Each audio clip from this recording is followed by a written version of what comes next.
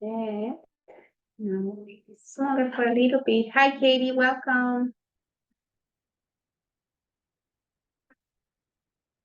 Let's see. Make sure that everybody can see this.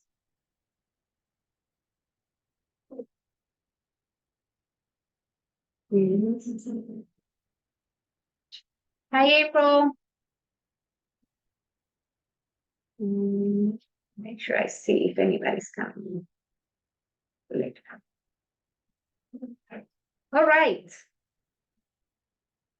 Hello, everybody. So, let's see. Let's wait for that coffee to be done. So,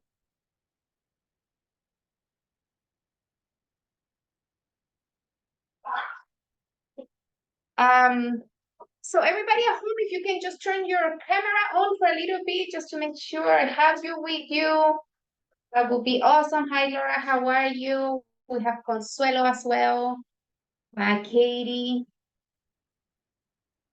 Good to see you, everybody, in April.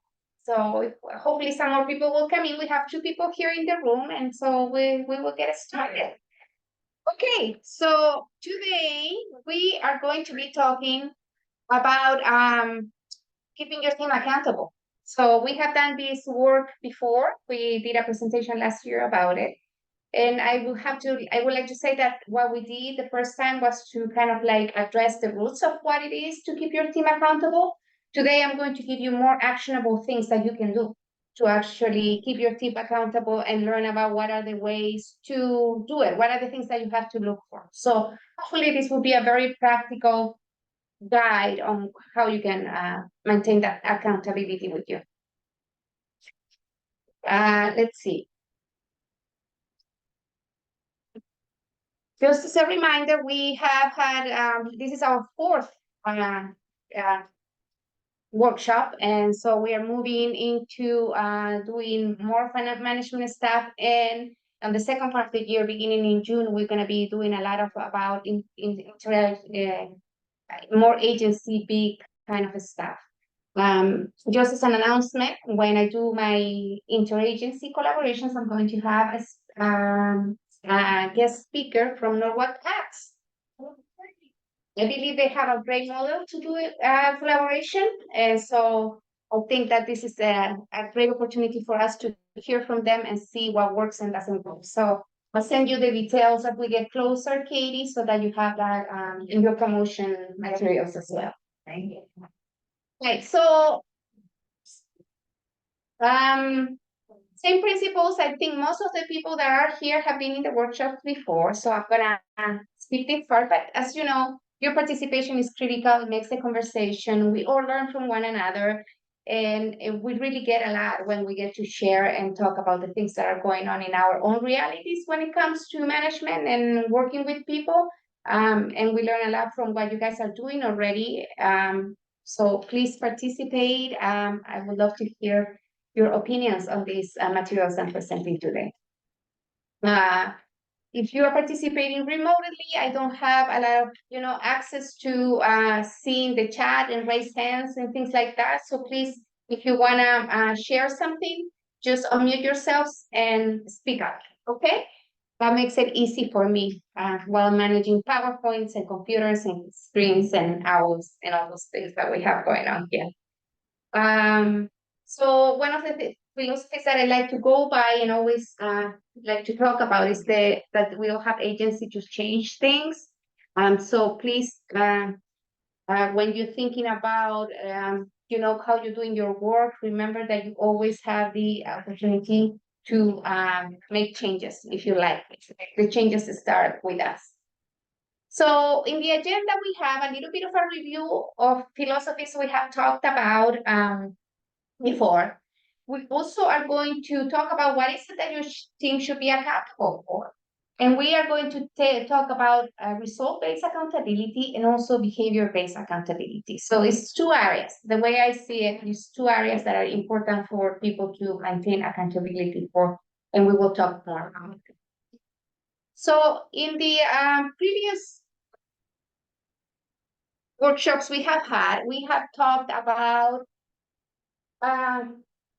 coaching your team, incentivizing your team, getting your team to go where they need to be by making them part of the conversation and making them part of the decision making when it's possible.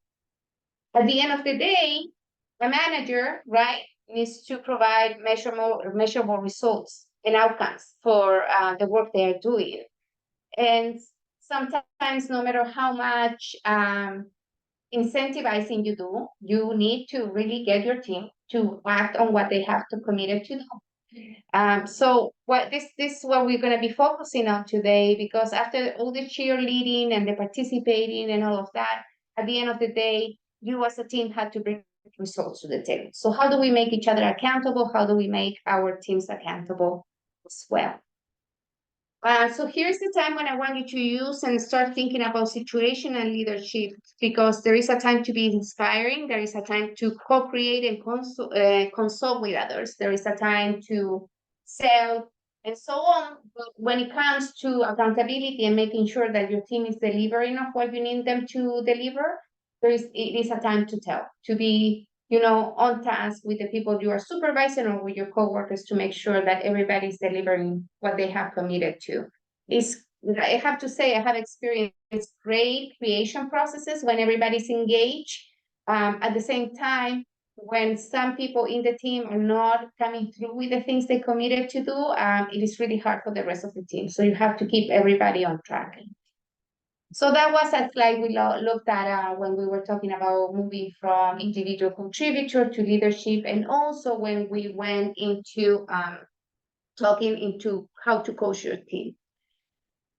So I want to review this as well. There is some sort of behavior in employees that is easy to manage, and some kind of behavior that is difficult to manage. So let me just pull this, make this small so that people here in the group can see.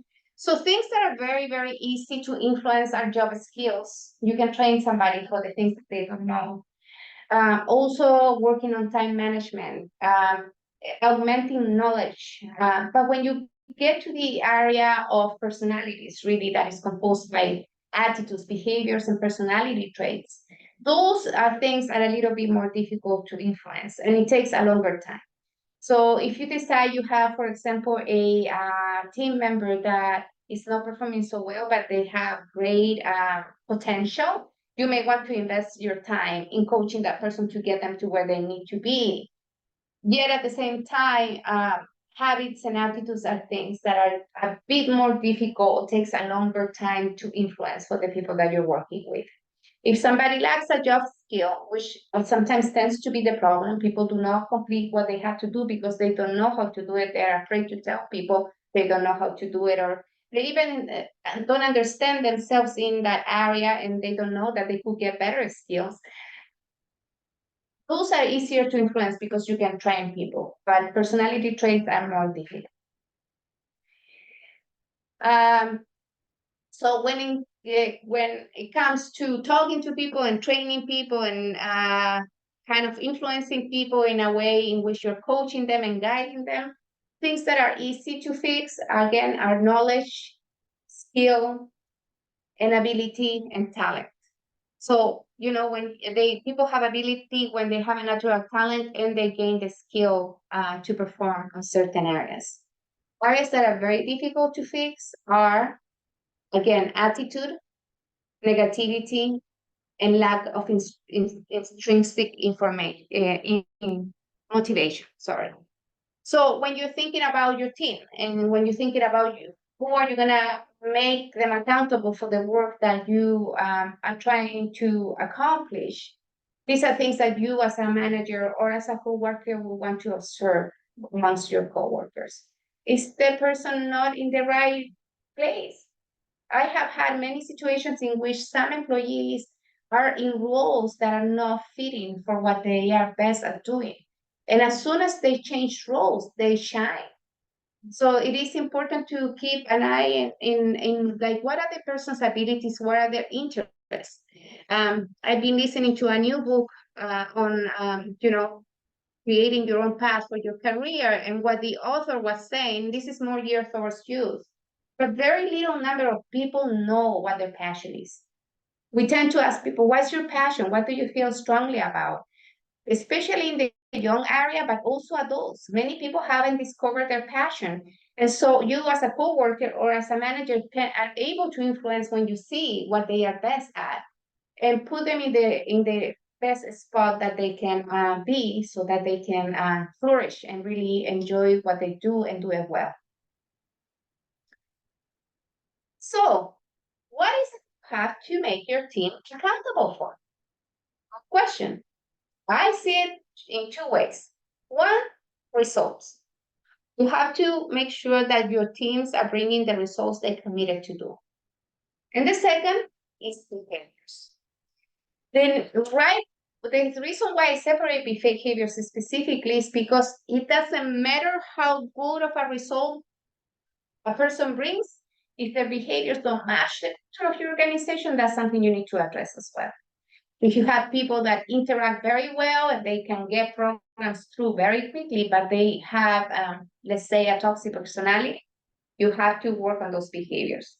If you have a person that does their job, but the requirement is that they are at the office at 8 a.m. or they're in the computer at 8 a.m. and they're always coming late, that's a behavior that needs to be corrected, independently of how good of results they have. So we're going to divide this presentation in those two areas. One is how do you measure results? And the second part, after the break, we're going to talk about how do you measure behaviors. Okay, so writer Antonite, I can't pronounce that. She was French writer. Said that a goal without a plan is just a wish. What I say is that a plan without action is just an aspiration. I tried to look for someone else that has said that. I couldn't find it, so I just authored it myself. I'm sure someone else had said that before, but I couldn't find anybody that actually said something like that. I mean, to get to where you need to be, you need a plan. And we know that plans can change. Yet, if you have a plan without the action, it not happens either. So you need parts. And I think at the end of our presentations this year, we are going to have a specific presentation on how to plan and do strategy and then executing. Because you need both, right? Executing without a plan can be messy. You don't know where you're going. But having a plan and putting it on the shelf doesn't help as well. So good employee accountability must start with team alignment. People must be aligned, and there needs work to be done for that. So I have a question for you guys that I would love to hear. If you can unmute yourselves, is what tools that your organization use to plan or to do goal setting? Are you aware of anything that the organization does?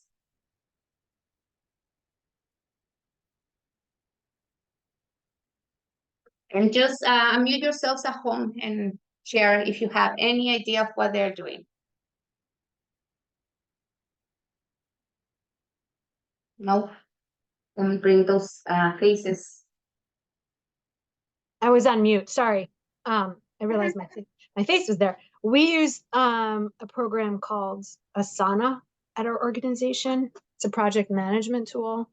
And it's a great tool for those who use it frequently and know how to use it. For those of us who don't use it frequently and don't know how to use it very well, it's a challenge because it needs to be populated with tasks, dates.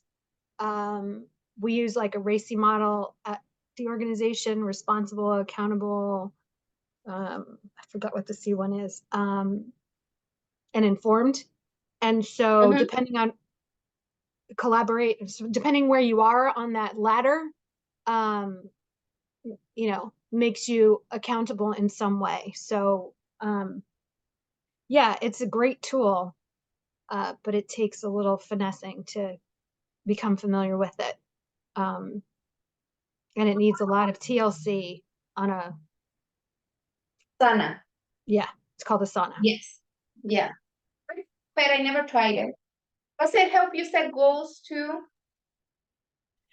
Yeah, it does. And you can link it to your calendar so that it pops up in your calendar when a task is due, and you can check it off and you get badges, and it's great in that way. But there are some limitations, like you can't set a meeting, for example, for the second and the fourth Tuesday. You know, you have to put a specific date. So you have to plan out your whole year, basically.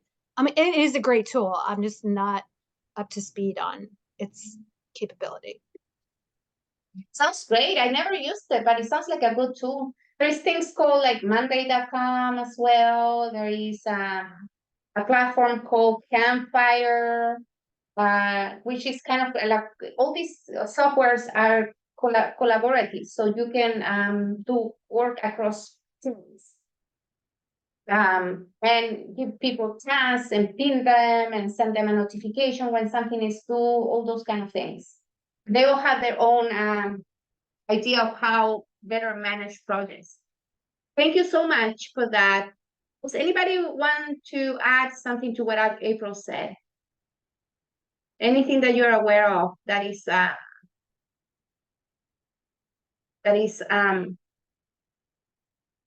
you know, that your organization is doing to make sure that you're setting goals and planning? So part of what our team does is grant funded, so our goals are preset for us with either number of people that we serve, what their goals and objectives are, and what have you. So in order for us to get funded for grant, we have certain quotas that we have to reach. Yeah, it might seem easy at first, but it's challenging too, because it doesn't provide you with a lot of flexibility on how you want to execute things. Exactly. And I find that a lot of agencies that are government funded face kind of the same situation. It's hard for managers also to grow in that with those kind of limitations, because they don't get the freedom to create and measure things that they feel is important. I also think that they probably measure things that are not important to the people that we are serving, right? So it makes it very hard, because what success looks for the people we are serving is very different to what these bigger agencies think success looks like. So yeah, that can be limiting.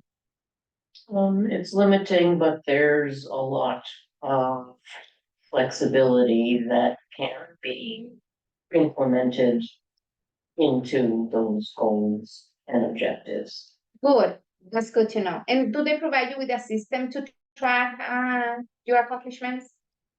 No, we have to do that on our own. Uh-huh. Every organization has a different goal. Right. Some are more effective or not. Mhm. So, Awesome, thank you for sharing. So things I see that or different kind of frameworks that organizations use for setting their goals. First is strategic plans, right? This is the bigger organization kind of plan. How are we going to develop? How are we going to get where we need to be? Strategic plans can be very time consuming, but if you use them well and really keep track, you can progress the way you are intending in the next 3 years. With strategic plans, the challenges are that things change over time.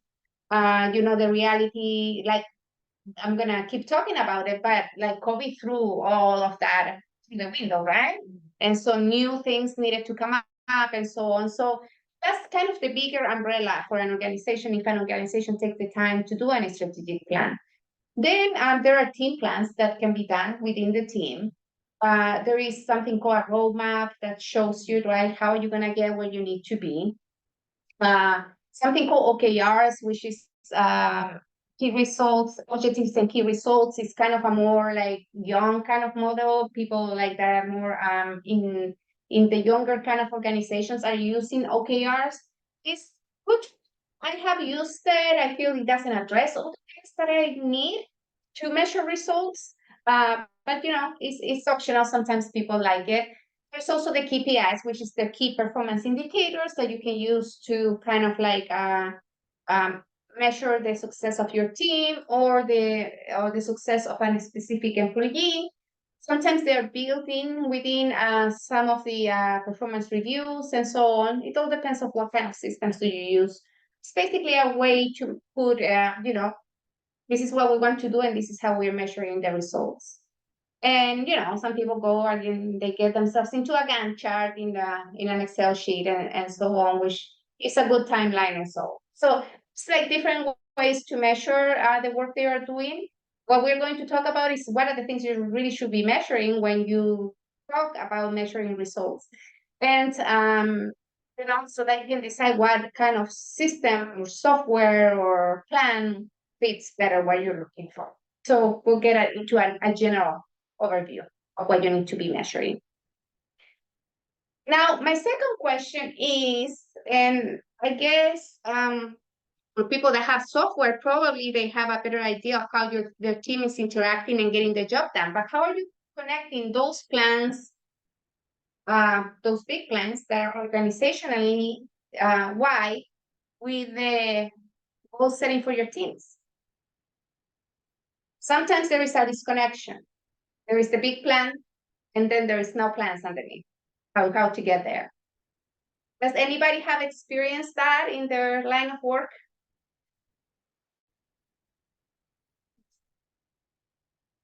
I can't see your faces, so I don't know if you're about to speak or you're trying to unmute yourself. Right, I'm really trying clicking on the black box. Or, yeah, there. I see. That's right. Thank you. I don't know. Well, we'll try after the break and I'll see your faces. But if nobody's talking, I guess nobody who has an opinion about connecting those big plans with the team goal setting. So it is important. That's what I mean to say when I'm asking this question, that the bigger picture, the bigger plans are really connected to the plans that the team has to perform their work. And roadmaps need to be created in order to get the team where they need to be. If you don't have those road plans, it's very difficult to keep people accountable. Because if they don't know what they are being asked to do or how to do it, or they haven't figured out how they're going to go about it, it's going to be kind of difficult for them to get there, right? If you don't have how you're going to get there? You can get anywhere and you don't know how it will work out. So one basic principle that I like to start with, and many of you may be familiar with this system, which is setting SMART goals, but we rarely use it, right? We all know what SMART goals look like, or at least have been heard about it at some point. But what is it that, how is it actionable and when do we use it? So a little view of SMART goals. First, your goals need to be specific, right? So when you are doing plans with your team to get to where you need to be, you have to be very specific about what you want to accomplish. They have to be measurable. You have to measure how you're going to be successful, right? If you say, for example, I want to do a community dinner for everybody to come, how are you going to measure that community dinner was successful? The food was yummy? Maybe not such a good measurement. How many people did you have? Some sort of a measurement. If you give a survey to people, how much did you like the dinner? Better measurement, right? Would you come back next year? Better measurement, right? We talked at the beginning of the year about using your data and collecting information that was meaningful. So every time you have any plan, having a measurable criteria is important. The other thing is it has to be achievable. We can think about all the things we want to accomplish. We have to think about what is doable for our team. It has to be relevant. It has to be aligned with our mission. We can all make wonderful plans. We always get ideas from employees, board members about the great things they want to do, and they have nothing to do with what we are trying to accomplish here, right? So it has to be relevant to the work that we are doing. And last but not least, it has to be time bound. If you don't set up time for when people need to get things done, it's going to be very hard that they get them done on time. So it's all about specificity. And this is the thing. This makes a lot of work on your side, right? You have to kind of like be on the measurement. And if you are a manager, I want to remind you that your job as a manager is to manage people more than anything else, right? So being on top of these things and making sure that you are accomplishing what you have set out to do is kind of like a big thing for you. We have another thing that I really like to add to when I work with the SMART goals, and it's something called AIM, because we want the goals to be just right. We don't want the goals to be just out of reach from me. So what I do when I work coaching people, I actually walk them through. Okay, so if you were to do the minimal that you needed to do, right? What would it be? Like if we were like the minimal successful with this thing that we're trying to run, what would it be? And then if we were to have a lot of success, what that would that goal look like? And then we reach some sort of a agreement on the middle ground, right? So people don't feel like, this is something that I can never accomplish or feel disappointed because they didn't accomplish it. And so people don't do the bare minimum. You get like some sort of in the middle. So if when you're working with your teams, you can have actually a conversation about it. Okay, if we were to run this program, what would be like our biggest success? What would it look like if we were like just all out of the park, right? And what would it look like if we did kind of like, if we weren't that successful, but we still had some results that we can be proud of? Let's set our site in the middle. So it's a good way to make people comfortable with the goals they're setting. There's always more time to reach bigger and greater. It's really hard to get up here if you can get even to the middle. So when it comes to measuring, and whether people are delivering or not in a way that is result-based, there are some things that I think everybody should be measuring.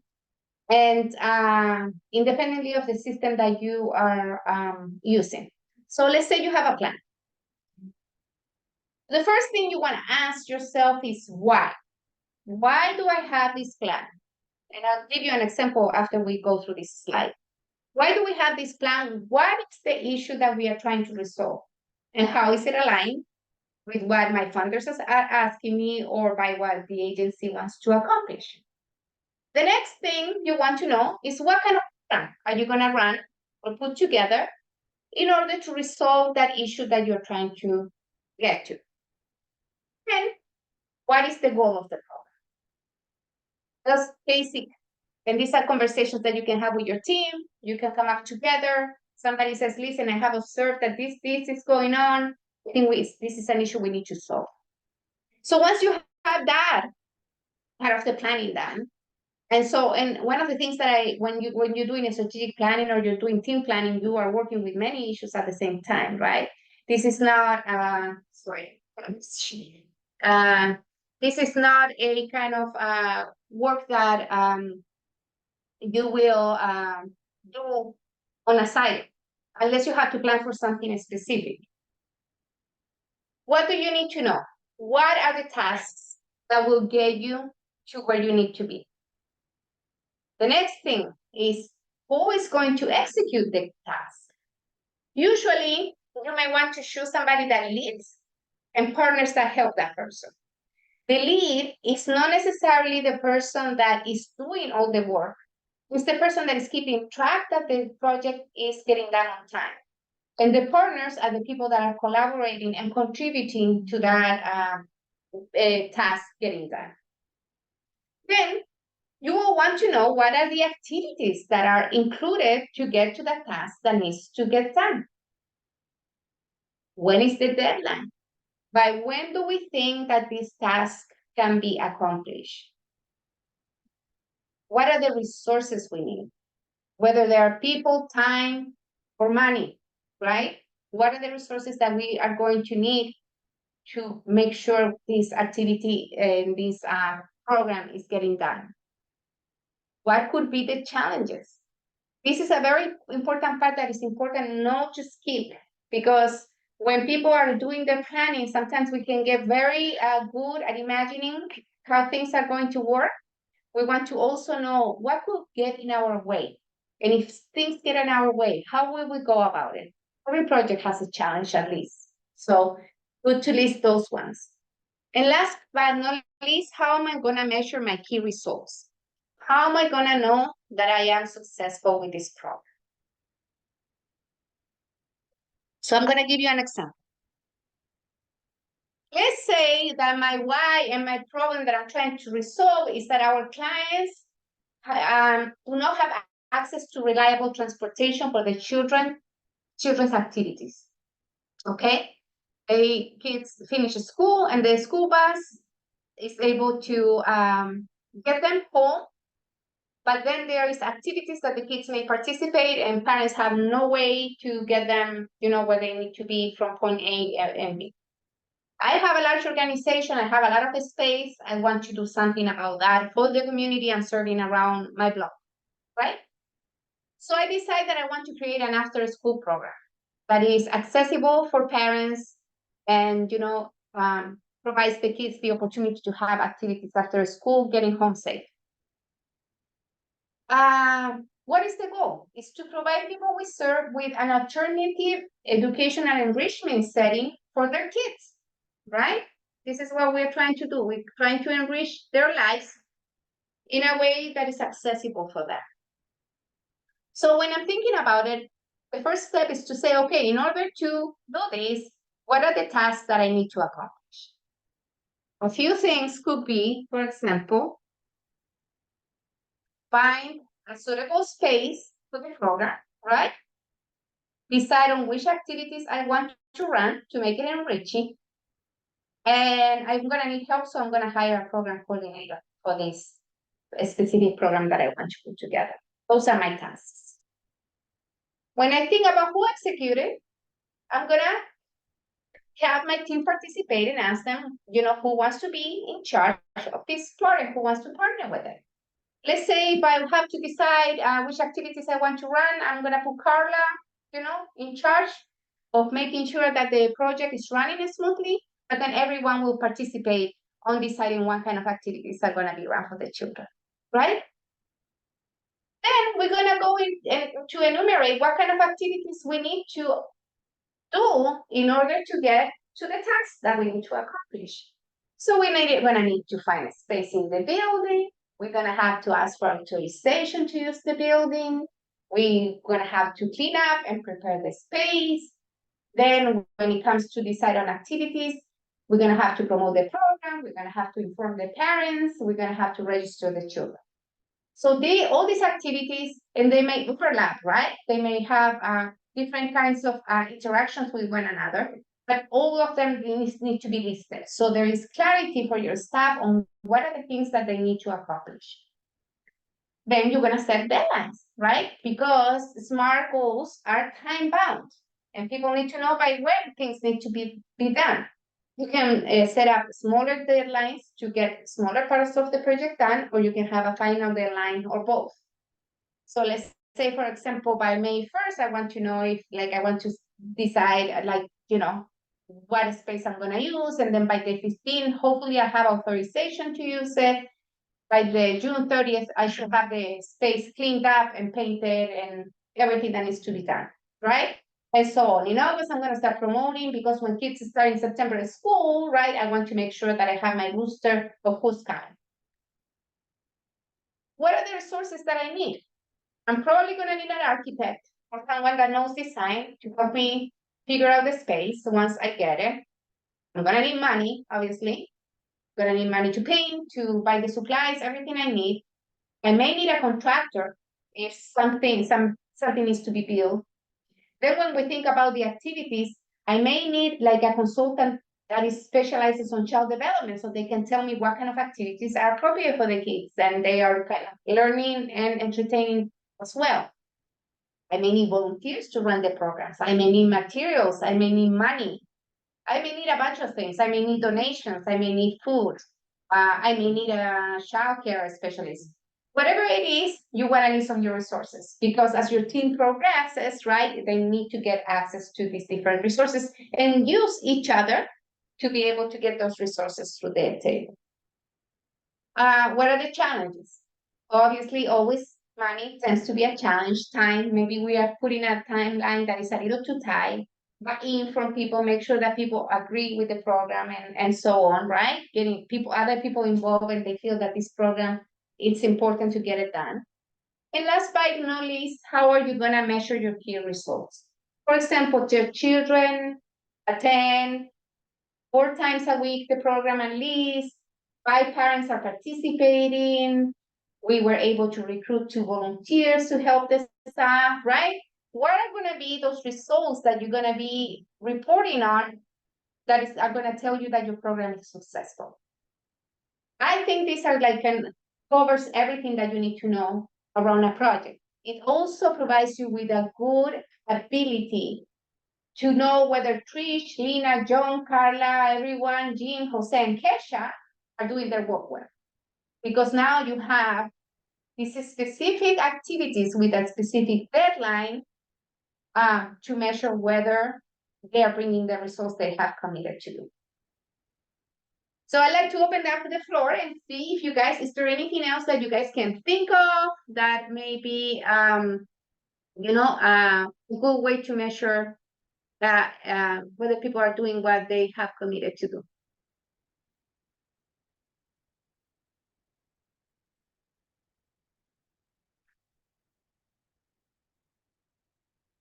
Is there, what would be the recommended follow-up after the key results? Like, That's great. That's awesome. I have that. oh, okay. We go, yeah. You know, This- what kind of thing you use to follow up and make sure that people are kind of getting the work done. This is so useful. I could actually start here rather, as I shared, we use this tool Asana. I could start here and this would be the way to populate what I need to populate in that application. But Yeah. I don't know what kind of learner I am, but I need to write stuff out. I need to see it in print. I need to digest it that way before utilizing a tool like a project, management. Yeah. Most people have to digest the information in some specific way. Some people need to kind of create their own plan and then go with the plan that is happening. Some people need to write down. Some people need to teach others. And we all process information in different ways, and whatever works for you, definitely, April, go for it. For people that do not have access to any software, you can put this in a spreadsheet.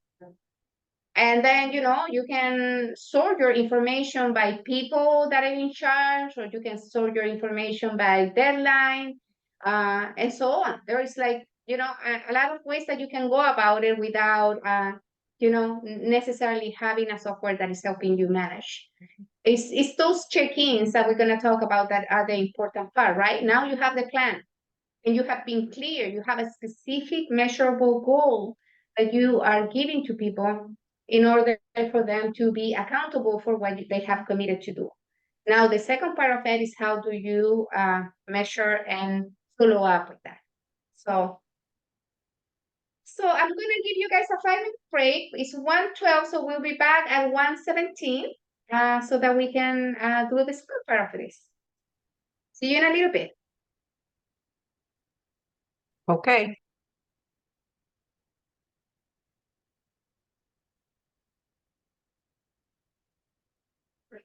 Yeah. I know. It's some record.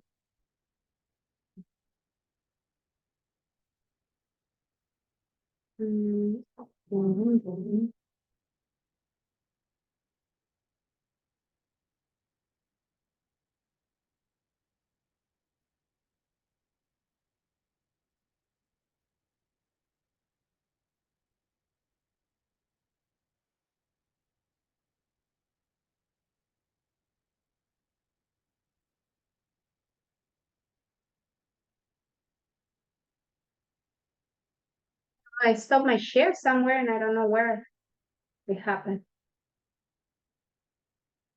Let's see. Here, maybe.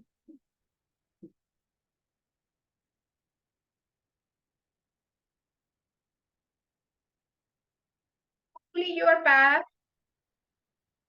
Let me see where my people are.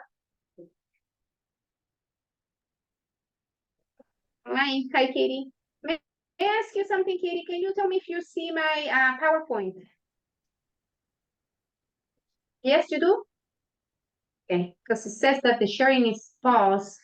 Let me move the PowerPoint to the next and tell me if it's working. Did it go? No, it still says time for a 5-minute break. Okay. Yes, looks like sharing is. Resume sharing. Here it is. Yay. And this is one. Okay. Did the PowerPoint advance now? Yes. Yes? Okay. Thank you. They always come up with new features. And then you're like, what? Find some problem. So let's talk about the other piece that is very, very important to measure on people, and then we'll move into how to measure. Sorry, now it's Uh, back to 5-minute break again. It's- Yep. Let's see. There you And go. now, Yep, okay, now we're thank good. you. Okay, here are a few strategies that you can use to ensure that your employees are actually accomplishing the results. We went back, here we go. First, like we were just saying, setting clear expectations is number one. If your team doesn't have clear expectations of what they are supposed to accomplish, you can now blame them for not accomplishing what you thought you wanted to accomplish. So setting the expectations is really important. We want to also provide the resources and the support they need to do the work well, whether it's training, whether it's resources, whether it's just talking with you and brainstorming. It is important that you're there to make sure that they have the support they need. Some people are very bad at asking for help, so you gotta like get to know your people and make sure that you know when to address underperformance and how they are needing help and asking for it. Holding regular check-ins is one of the best things that you can do. If you can do them even weekly, take the time to do them, it pays off big time.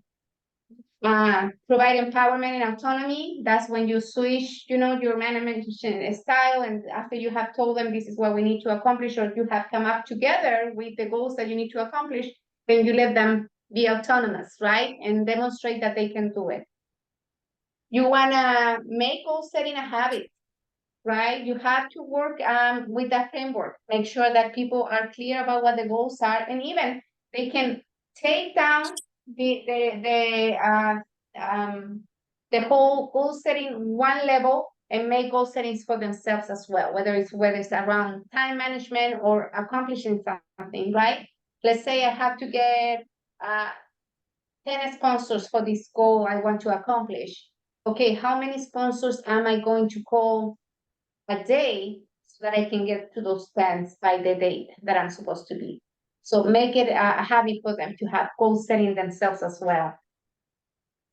Provide recognition and rewards. If people are doing really well, it's good to do recognitions. You could do those quarterly, monthly, whatever you feel it is important. Most people like to be recognized when they get you know, to accomplish something, so having that is key.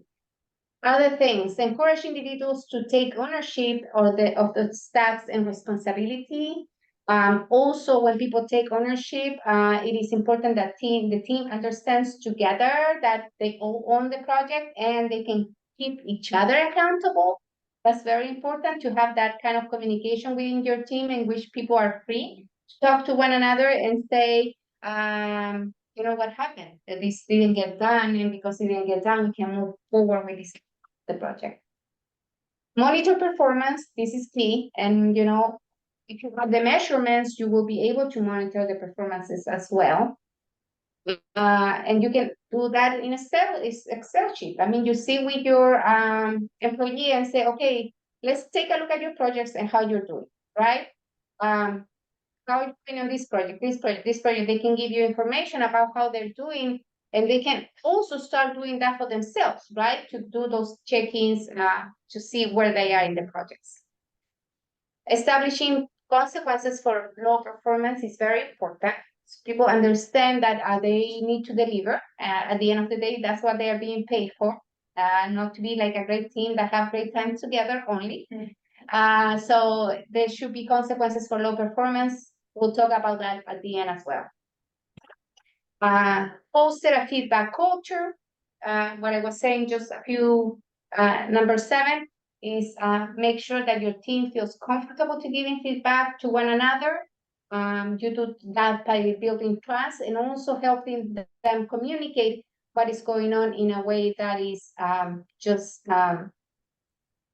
more kind, more clear, and so on. Offer professional development, and last but not least, lead by example, right? It's very hard for somebody to accomplish something if they know their management and the manager is not getting their stuff done. So you need to lead by example, no matter, what. Show what is it that you want them to accomplish by acting in that way yourself as well. Here at ASU, we're gonna talk about behavior measurements, like things that you need to measure in your staff when you want to make sure they are accountable for their behavior as well. So the first thing is around competency. Competency has to do with like people know how to do their work, really. They have the tools, they have the skills, and they know how to do their work. So one point is that the person needs to understand that their job well and can do the work. They are able to complete the task well and on time. So going back a little bit, when you are thinking about doing your performance reviews, these are clear behaviors that you can measure, right? Clear things that you can be sure that your team and the individuals are doing so that they get their tasks done. They meet the goals. They plan and organize tasks effectively, right? We are not geared so much for multitasking, but if they have many different kind of tasks that they need to accomplish, how do they schedule them and organize them effectively? They set their priorities thoughtfully. That's important too, right? Many employees, when you give them extra work, they say, okay, what tasks should I take off my load because I'm not going to be able to accomplish both? That is great. It's important that they learn as well how to set their own priorities, what they think is more important. Another piece is that they adhere to work protocols, right? If we say, for example, the office is going to close every day at 8 p.m. and everybody needs to be out, no matter how much that person wants to accomplish to get their job done, they need to adhere to these protocols that you have in your organization. The other one is whether they are a team player or not, right? Team player is a soft way to say, are you part of this team, right? So do they collaborate with team members? Do they build a positive work environment? Do they show concern for the department and those people that need their services? Do they show trust and respect for one another? They help, they are polite to everybody. So this is kind of like, okay, I'm a good part of this team. Some people are very good at doing work done, but they work very individually. You want to make them part of the team. And finally, ethics and values. These are more intrinsic. These are the ones that if your team members don't have, are much more difficult to change. For example, they demonstrate reliability and punctuality. There's a lot of people that are really good at doing their work, yet they can't manage to get to work on time. And everybody loves them. But at the same time, they feel it's unfair that somebody's coming in late all the time and they are always there at work on time. They communicate promptly if there is any changes, especially if it's changes. Something came up, my kid is sick, and so on.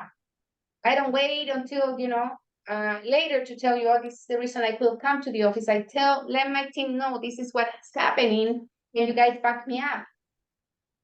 They maintain a professional appearance. This one is difficult, hard to tackle.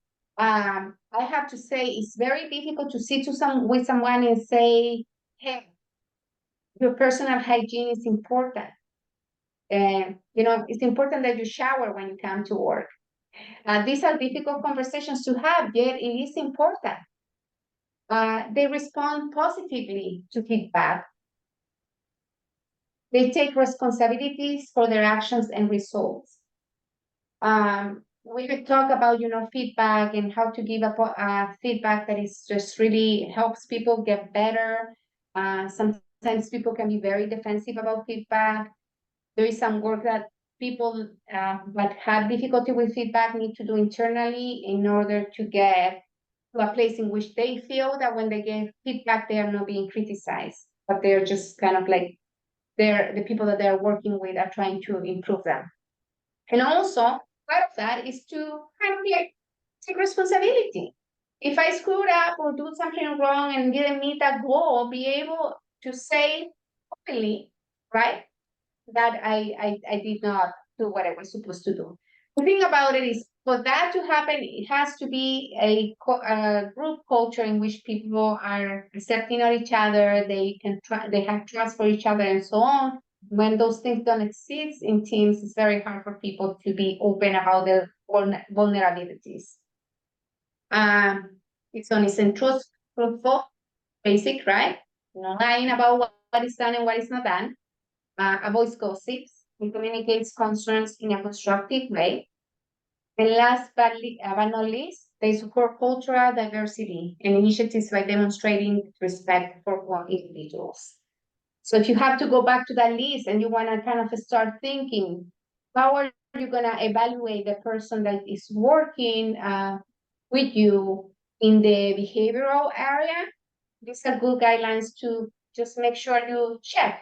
So when you receive your PowerPoint, you can keep this. And if you're having a check-in, independent of whether you are doing a performance review or not, these are things that you can be checking in all the time.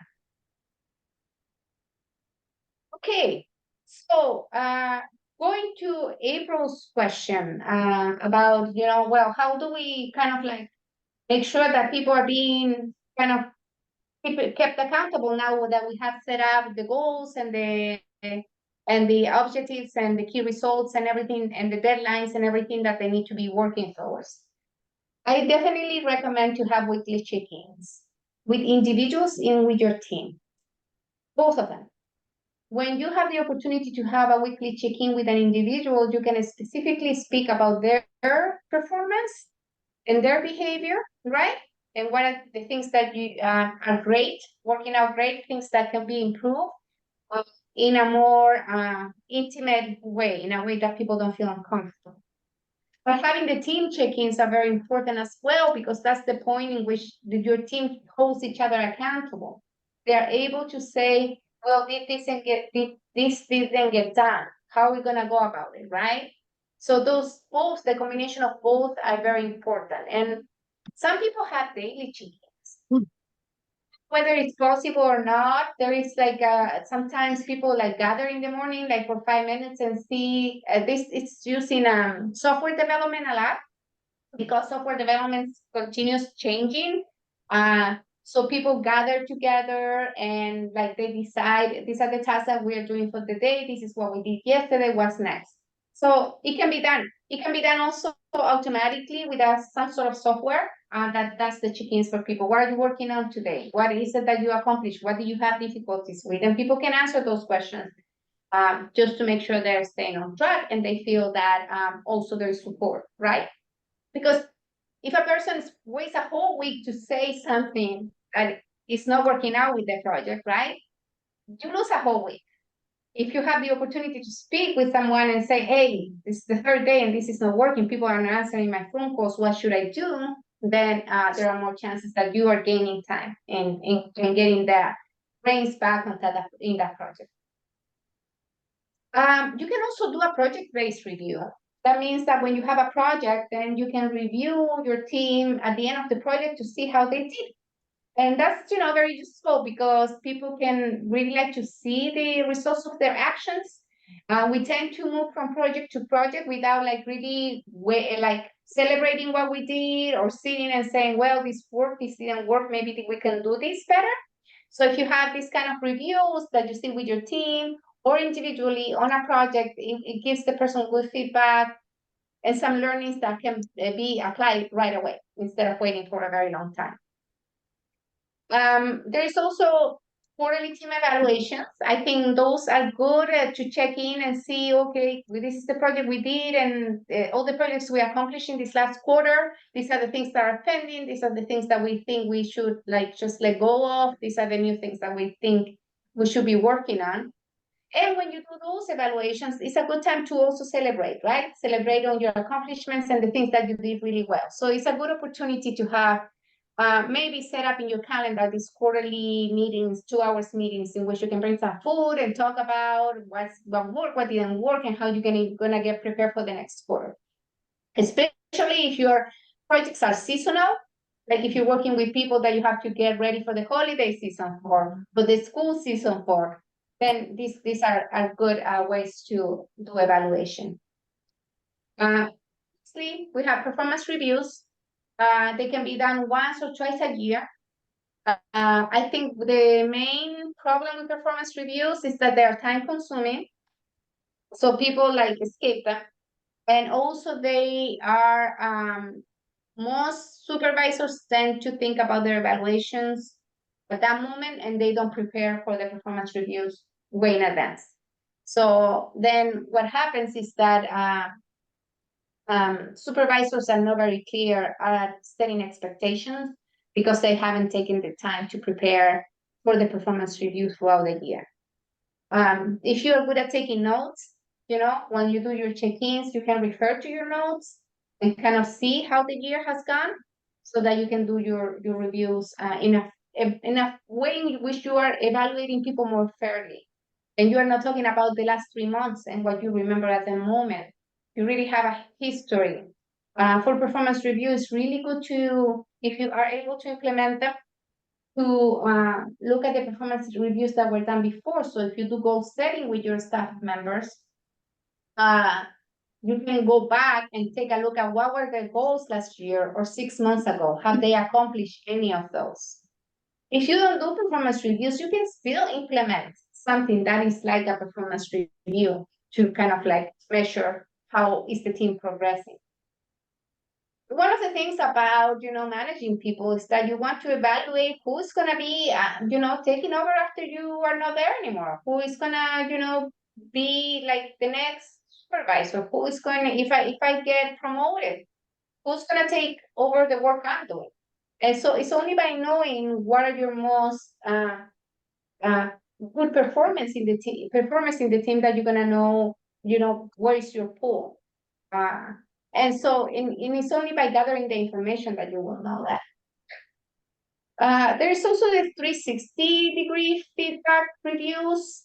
I find these, for those of you that don't know, I think most people know what they are, but 360s are performance reviews or feedback reviews in which not only the employee is being reviewed, also the supervisor and the peer.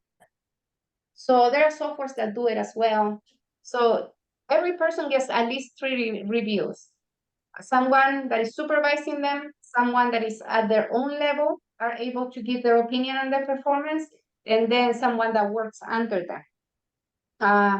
They're very useful to get like a 360 review of the person because, you know, the way a coworker may experience that person may be very different than the way the supervisor may experience that person, right? The coworker knows that the work is lacking, but people present well and they are able to wow their supervisor and, you know, you don't get the whole perspective. 360s are super time consuming though. I mean, if a performance review is consuming, a 360 is even more time consuming. So it sets back, but some people like them. It's good also to evaluate supervisors, because supervisors are always evaluating down, but they are not being evaluated by the people that they are doing the work for. So let's say all of these, you know, all your check-ins and all your conversations and any tool you decide you're gonna use to measure whether people are really delivering on what they have committed to do are not working. But you have an employee or a couple of employees that are really not pulling their way through. These are things that you can do in order to get them to a better place, or get them to a different role, or get them out of the place if it's not working, right? So one of the things that you can use as a supervisor is to have a real conversation with the person and say, listen, this is not working. These are all the things we set up that we say we were going to do, and you are not delivering. I need you to do this and that in order to get things done. What you want to do when you give a verbal warning and you have that kind of serious conversation with your employees, document that you have had conversation. One of the ways I recommend people to do documentation of these verbal warnings is by sending an email to the employee with all the details of what we talked about. It serves to document, and also it serves to give the employee an actual written recap of the conversation, so they know exactly and they're not confused and they don't forget some of the things you discussed. So you can say, for example, thank you so much, Lisa, for meeting with me today. Just to go over the things we reviewed, here is a recap of our conversation. And you list everything that was talked about and what are the expectations, how they should be changed. The next one, if verbal warnings are not working, so let's say you have had already 3 conversations with the person, you're being patient, you may have to write a written warning. Now, written warnings are similar than verbal warnings, but now they are more formal and they are written in a memo or something, a document that is more official that goes under the employee's file. Written warnings generally need a signature from the employee saying this warning, you have received copy of the warning. Now, the signature doesn't mean that they accept what you're saying. It means that they read what you wrote. Okay, so when you give a warning and somebody says, I don't agree with this, you gotta clarify and say, yes, but your signature is not to agree, and you can put it on the note. It's only to acknowledge that I gave you a copy of this written warning. So when you have the signature file, you put underneath something like this signature acknowledges that I received a copy of this warning. Okay? I have had situations in which people say, oh, I don't agree with what you're saying. We need to fix this. And it's not about agreeing or not agreeing, it's about knowing what is in the warning. Obviously, performance reviews, which we talked about, that are done once or twice a year.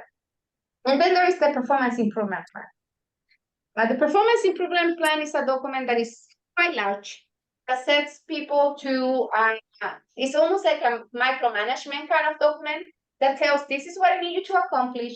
And in order to accomplish this, you have to do so and so, and you're going to get it done by this date. And then we're going to meet in 3 weeks, and we're going to go over the performance improvement plan and see if any of this has improved. There are a lot of work for the managers.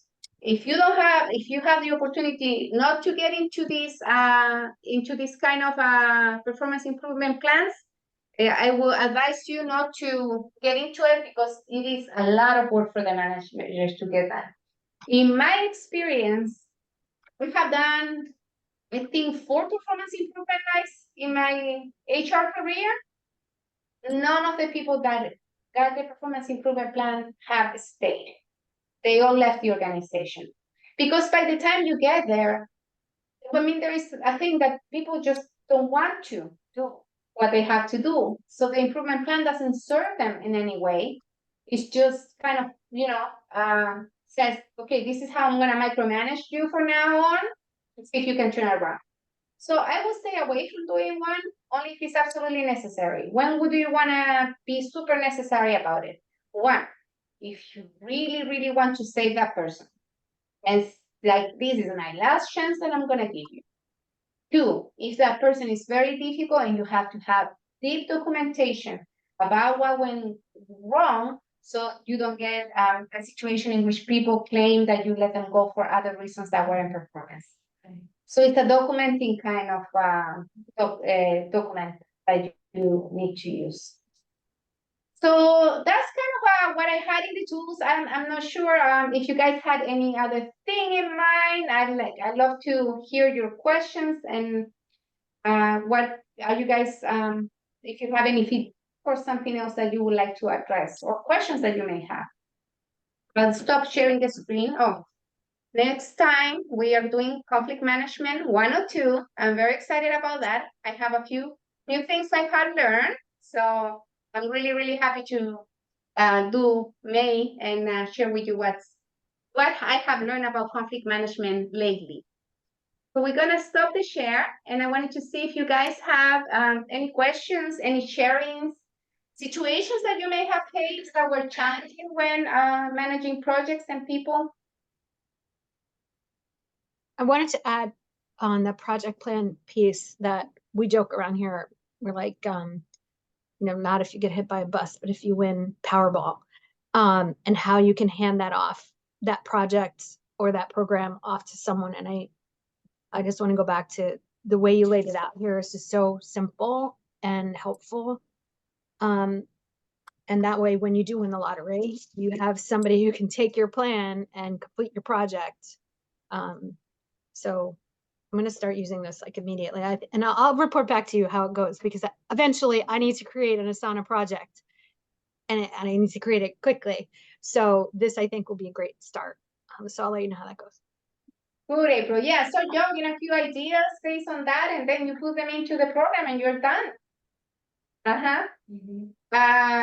Yeah, that's awesome. Thank you. And, let me know if you feel that there is something that is missing or something, because we can always, but I'm not for adding a lot more stuff, but like if there's something missing that you say, oh, maybe we could consider this too as well, send me an email and let me know.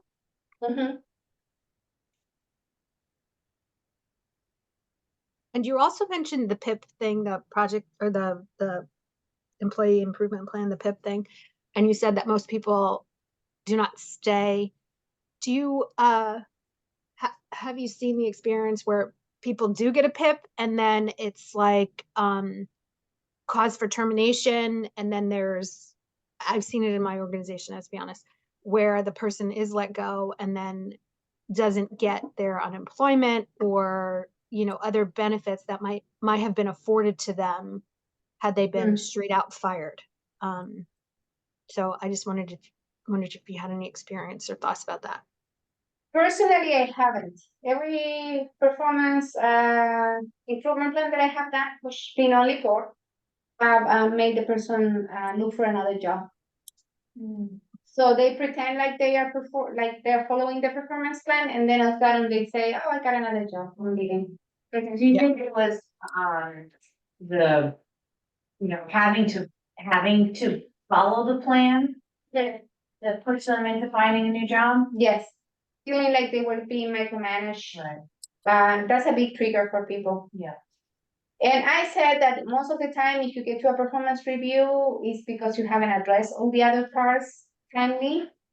So, yeah, so maybe when good managers are managing people closely in those check-in meetings and so on, you don't need to get that far for people to realize whether this is the right calling or this is something. It's when they slip through the cracks that you get to that point of doing the performance improvement plan.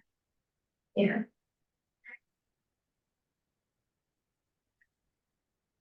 Any other comments? We will be sharing the materials, no worries. And also we will be sharing the video. And I think we are a little bit early. Last time we ended up late. Today we are a little bit early. So anybody would like to share anything else before I let you go? No, you good?